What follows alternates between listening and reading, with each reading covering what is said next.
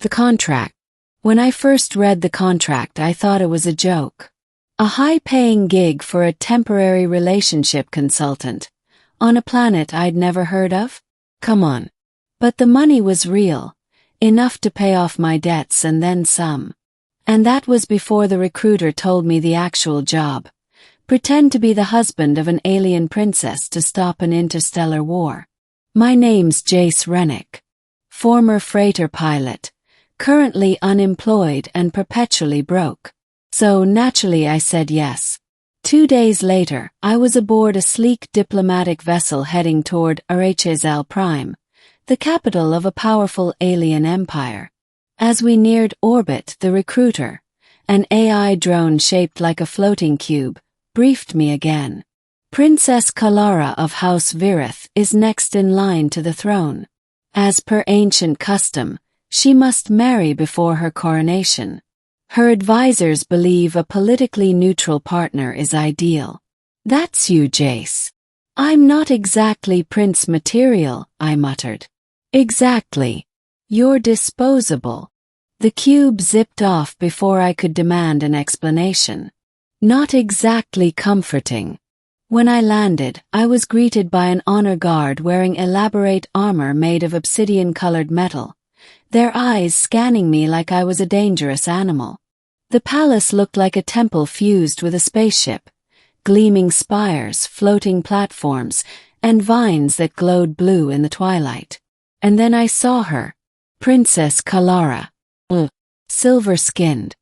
Her hair was a shimmering cascade of lavender, and her eyes were glowing amber, slitted like a cat's. She wore a crystalline gown that shimmered with each movement. And her expression, annoyed. This is the human, she asked her aide without looking at me. Yes, Your Grace. Flora sighed. Fine. Let's get this over with. So began my royal marriage. Part 2, The Deception. The wedding was ceremonial. No binding vows, no shared quarters. Just a holographic document signed before 1,000 witnesses. The empire's laws recognized it. The other noble houses had to pretend to be thrilled. But behind closed doors, everyone knew it was a sham. Everyone but the High Regent, Kalara's uncle, who wanted the throne for himself. He was a brute of a man, with crimson robes and a face like a carved statue. He welcomed me with a smile that could curdle milk. We hope your union will be fruitful, he said, lingering on the word like it was poison. Kalara leaned in and whispered, You're not the first person he's tried to eliminate for power. Pretend we're in love. I tried, but smiling while imagining being vaporized by political rivals was harder than you'd think. To make the marriage look real, we were required to attend galas, council meetings, and ceremonies together. Kalara was curt at first, but slowly, I started to see cracks in her icy exterior. Late at night, over stolen drinks on the palace balcony, she told me things she'd never tell a real suitor. How do you humans do it? She asked once. Love, I mean. Without duty and contracts and political traps. Shrugged. Badly. But when it works, it's freedom. She stared out into the stars, silent. And then things started to go wrong. Part 3, The Attempt. It happened during a diplomatic banquet. I was standing beside Kalara, doing my best not to look like a terrified imposter, when the chandelier above us exploded in a burst of plasma. Kalara pushed me down, shielding me with her own body. The crowd screamed. Guards poured in. When the smoke cleared, one of the kitchen drones had been reprogrammed. A targeted strike. But it wasn't aimed at Kalara. It was aimed at me. Later, in a locked chamber, Kalara paced furiously. He knows. The regent knows this marriage is fake, and he thinks you're the weak link. Blink. So he tried to kill me. I'm not even real royalty. To him that makes you a threat.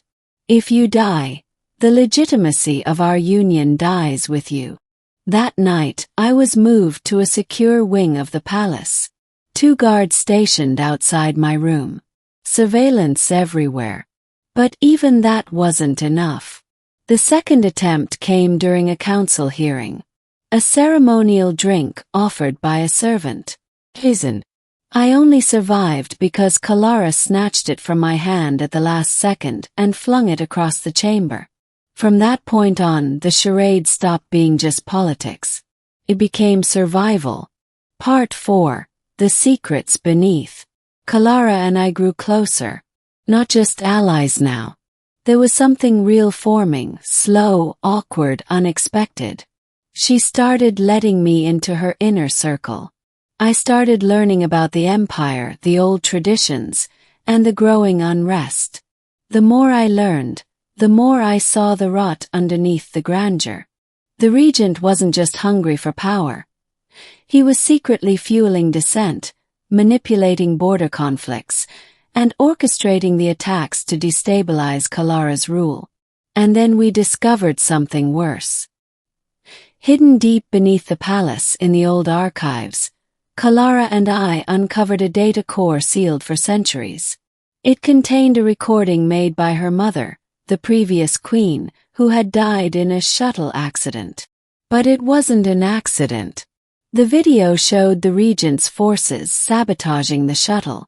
The truth had been buried. Her mother murdered. The line of succession altered by force. Kalara was shaking. I'd never seen her like that. We exposed this, I said, and he's finished. He'll kill us first, she replied. Unless. She looked at me with fire in her eyes. Unless we fight back. Part 5 War Games. The palace wasn't just ceremonial. It was a fortress. And Kalara had allies. Loyal generals, old family friends, and now me. While she rallied support among the noble houses, I became the face of her rebellion. It was a strange position. Fake husband turned figurehead revolutionary. But somehow I managed. We launched a covert strike during the day of Ascension.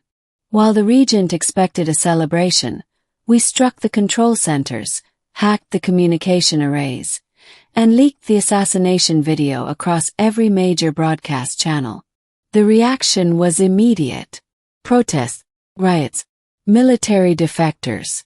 The empire's people, long silent, finally had a voice. The regent stormed the throne room with his elite guard, demanding Kalara surrender. You have no proof this marriage is real, he sneered. Your entire rule is built on a lie. That's when Kalara turned to me and said, Jace Rennick, will you marry me for real this time? My heart stopped. Now! Now! I looked at her, at the fire in her eyes, the strength in her stance, and the storm closing in around us. I do. The ceremony was brief. A blade drawn, a drop of shared blood, and ancient words I didn't understand. And just like that, the bond became real. Legal. Eternal. With the legitimacy restored and the assassination exposed, the regent had no more cards to play. His guards stood down. He was arrested. The war was over.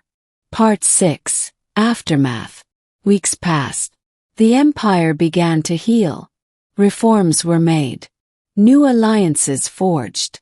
Kalara was crowned empress, not because she had to marry, but because she had chosen to fight for her people. And me. I stood by her side. Not as a fake husband, not as a figurehead, but as her partner. One evening we stood on the palace balcony, the same spot where we once shared stolen drinks and distant dreams. She leaned against me. You never answered my question, she said. About love. Smiled. It's still messy. Still terrifying. She turned to me. But worth it. Kissed her. Absolutely.